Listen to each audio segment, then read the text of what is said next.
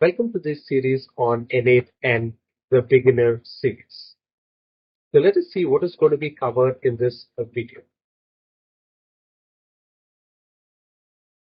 So under module 1, we're going to be looking at, first we're going to start with understanding what is automation. Then we're going to see how do we get started with n8n.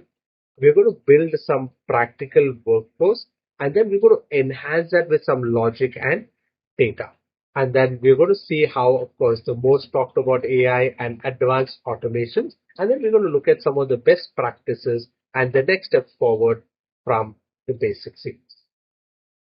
So first, let us understand what is automation. So automation is something that where you perform the task. So basically the technology or a system performs the task with minimal human intervention. And what does that do? It enhances the efficiency. What are some of the benefits? Of course, it saves time. It reduces the errors because lesser human intervention, and it boosts productivity and of course the efficiency that we speak about. What are some of the misconceptions of n8n or even automation is that it is only for big organizations. While that's not true, even a small organization can benefit from the automations. And then the other misconception is that it is going to completely eliminate the jobs for humans. That's not true. Yes, unless you have to start upgrading yourself, learning those skills, then you are not going to do your job. So visualizing manual versus automated workflows shows the automation streamlines processes and frees employees from complex tasks.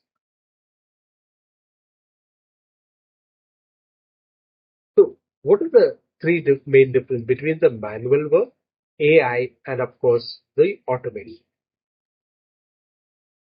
So under the manual work, let's maybe kind of look at the characteristics of this. Okay.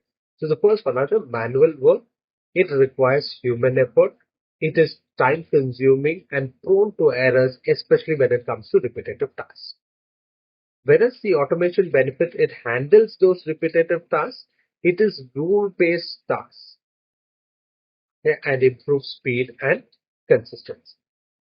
Whereas when it comes to AI, the difference is that when you're looking at an automation, it is going to be process driven, whereas when it comes to AI, it can take certain decisions. So based on the data that you're putting, based on the input that you have, based on the trigger, it can start taking decisions on its own. So that is the AI capability. So how do you choose what is it now? Which one to go with? So that it depends upon the complexity. It is based on the scalability. That is what is going to decide whether you're going to go for manual, automated, or AI. So here are some of the real world cases where AI or automations can be used.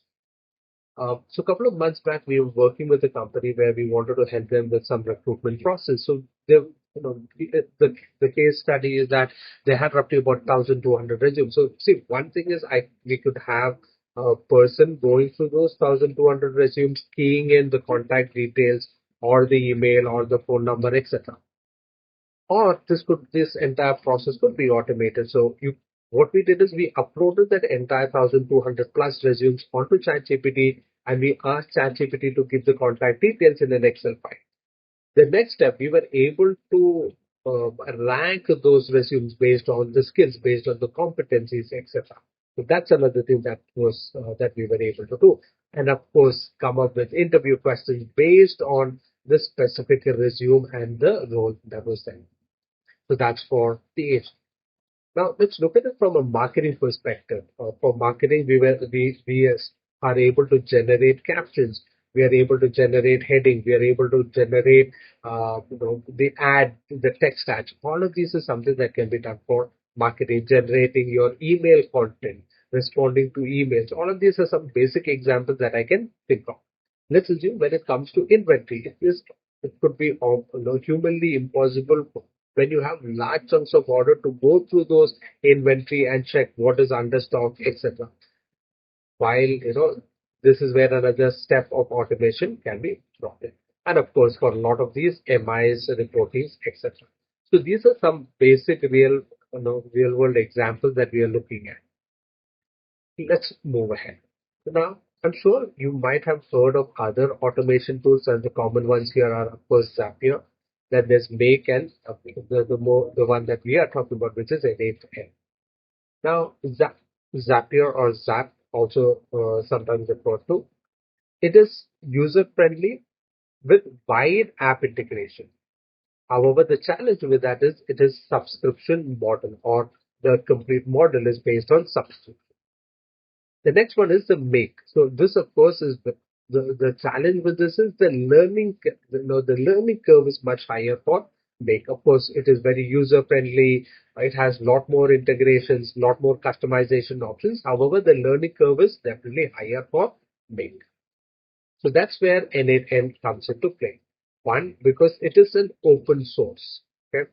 The next thing is it has got about 350 plus different applications that it can connect to. You can easily customize. Okay, so let's look at a little more in detail about n8n. So why is it more powerful and why is it becoming more and more popular is one, because of the open source and highly customizable. So that's one. Second one is there is a wide integration support. It supports like we discussed earlier, 350. So it can connect to now let's say AWS server or your Azure server. It can connect to Gmail.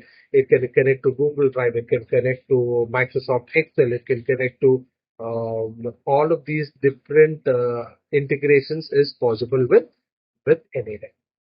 And it is comes with a scalable architecture. No matter if you're starting with two team member, as you scale, you will also be able to scale your n8n.